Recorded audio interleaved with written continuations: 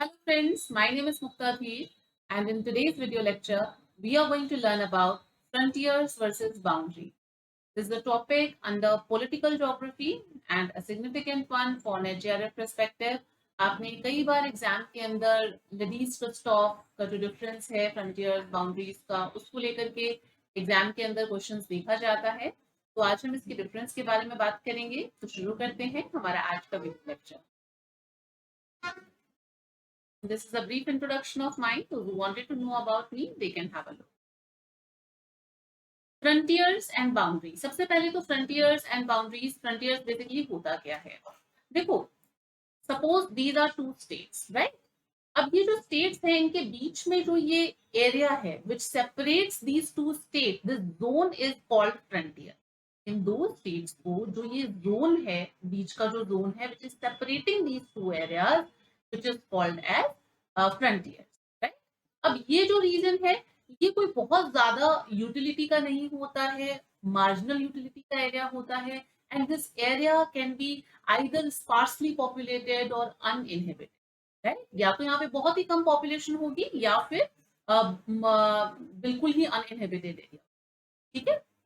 तो ये जो जोन है this is called frontier. Boundary क्या होती है? बाउंड्रीज तो हम सब जानते हैं, दे आर द लाइंस। अब जैसे दो स्टेट्स हैं उनके बीच में जो लाइन है which is demarcating their boundaries, जो कि डीमार्केट कर रही है उनकी outer limits of their territories which is called as boundaries, right?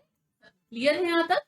यही देखो यहाँ पे हमने लिखा हुआ है फ्रंटियर्स जो है they are the frontiers. What is frontier? Frontiers are the zones of varying width separating acumenes of the given pair of states। acumene मतलब जहां पे लोग रहते हैं, है ना?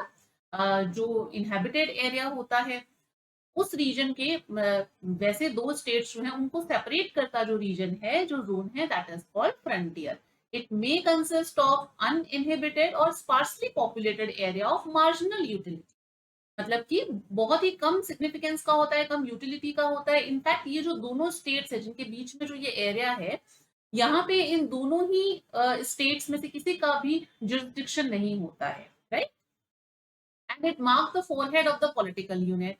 अब ये पॉलिटिकल यूनिट का फोरहेड मार्क करता है। एज सच अगर सपोज इस स्टेट को ये वाला जो स्टेट है, सपोज अगर इसको अपनी टेरिटरी एक्सपैंड करनी है, राइट? तो it actually extended in this direction. तो ये जो फ्रंटियर है वो उसकी तरफ जाएगा एंड अब जो टेरिटरी है उसको कैप्चर करेगा, उसको एक्सटेंड करेगा, राइट?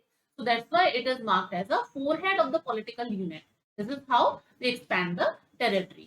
Boundaries क्या होती हैं? Boundaries are the line demarcating outer limits of the territory under sovereign jurisdiction of a nation states. Boundaries जैसा कि हम सब जानते हैं ये इंडिया का मैप है। इंडिया के मैप में जैसा कि आप देख पा रहे हो ये इंडिया पाकिस्तान की बाउंड्री है, right? Boundaries are what? They are the imaginary lines only, which separates the two territories। अब ये चाइना और मतलब इंडिया की हो गई, नेपाल इंडिया की जो बाउंड्री हो गई, भूटान की बाउंड्री हो गई, बांग्लादेश इंडिया, बांग्लादेश को इंडिया सेपरेट करती हुई ये बाउंड्री हो गई। These all are the boundaries. अब हम आते हैं डिफरेंस पे जिसे हमें मेनली कवर करना है इसके अंदर। बहुत छोटा सा टॉपिक है ये, 4-5 मिनट के अंदर कवर हो जाएगा, बट यहाँ से एक क्वेश्चन बन जाता है और फ्रंटियर्स बाउंड्रीज में तो आपके एक क्वेश्चन आएगा ही। कई बार प्रीवियस एग्जाम्स के अंदर इसके डिफरेंस में से पूछा गया है तो गलत हो जाता है, इस वजह से I thought to cover this topic. Ladis Kristof ने डिफरेंस दिया था फ्रंटियर्स एंड बाउंड्रीज का। देखो फ्रंटियर्स जो होते हैं, ये जो जोन है, they are the naturals, right? Geographical feature है, कोई पॉलिटिकल फीचर तो है नहीं, ये ज्योग्राफिकल फीचर है, ऑन लैंड है एज सच, और जो आपका नेचुरल फीचर है ये। जबकि बाउंड्रीज जो होती हैं they are man made. Politically जो बाउंड्रीज हैं वो ड्रॉ की जाती हैं बाय पीपल, हम जैसे लोगों के द्वारा वो ड्रॉ की जाती है। हम जैसे इन द सेंस जो मतलब पूरे नेशन को एज सच गवर्न करते हैं, एडमिनिस्ट्रेटिव कन्वीनियंस के लिए जो बाउंड्रीज हैं वो ड्रॉ की जाती हैं, राइट? तो बाउंड्रीज आर पॉलिटिकल फीचर। देखो फ्रंटियर्स जो है वो नेचुरल फीचर्स हैं, बाउंड्रीज जो है they are man made features. Frontiers are geographical features while the boundaries are political features. Frontiers हमने देखे कि ये जोनल होते हैं, कैरेक्टर के अंदर एक जोन था ना दो स्टेट्स के बीच में, वैसे ही जो बाउंड्रीज होती है दे आर द लीनियर, ये लीनियर फीचर्स होते हैं। Frontiers are rebelliousness, lawlessness. जैसा कि हमने देखा था कि फ्रंटियर्स जो होते हैं, ये जो जोन है, इसके अंदर इन दोनों ही स्टेट्स में से किसी की भी जुरिस्डिक्शन नहीं है, मतलब किसी के भी लॉ एज सच अप्लाई नहीं होते हैं इस जोन में। तो यहाँ पे आपको ऑर्डरलीनेस नहीं मिलेगी, एक लॉ ऑर्डर नहीं मिलेगा, लॉलेसनेस मिलेगा इस रीजन के अंदर, right. So rebelliousness and lawlessness are the features of frontiers, whereas the orderliness and law abidance are the features of boundaries, right? Frontiers are outer oriented as such. Just a second. Yeah. They are the outer oriented, whereas the boundaries are inner oriented. Frontiers exhibit centrifugal forces, whereas the boundaries exhibit centripetal forces. अब centrifugal forces क्या होती हैं? Frontiers exhibit centrifugal forces. Centrifugal forces का मतलब यहाँ पे ये है that the movement like movement away from the centre, centre से बाहर की तरफ, right. Whereas the centripetal जो मूवमेंट होती है, सेंट्रीपिटल फोर्सेस होती है which actually work towards the center, governance and all which works towards the center, whereas the centrifugal force is the movement away from the center, right? अगर integrating मतलब factor की बात करें तो फ्रंटियर्स जो होते हैं they are the integrating factors, whereas the boundaries are separating factor. What is that? Integrating factor का मतलब होता है जो फ्रंटियर्स है they actually are the integrating factor, which means the cooperation and communication between these two states. It foster the communication and cooperation between these two states, right?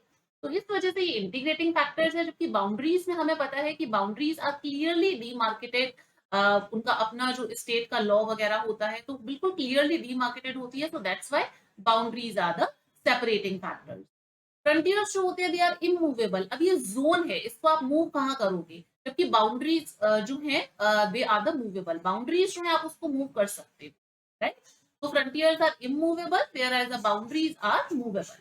So these are the differences according to Lévi-Strauss between frontiers and boundaries, and these are very significant one from exam perspective. तो एक बार आप इसे जरूर अच्छी तरीके से याद कर लीजिएगा।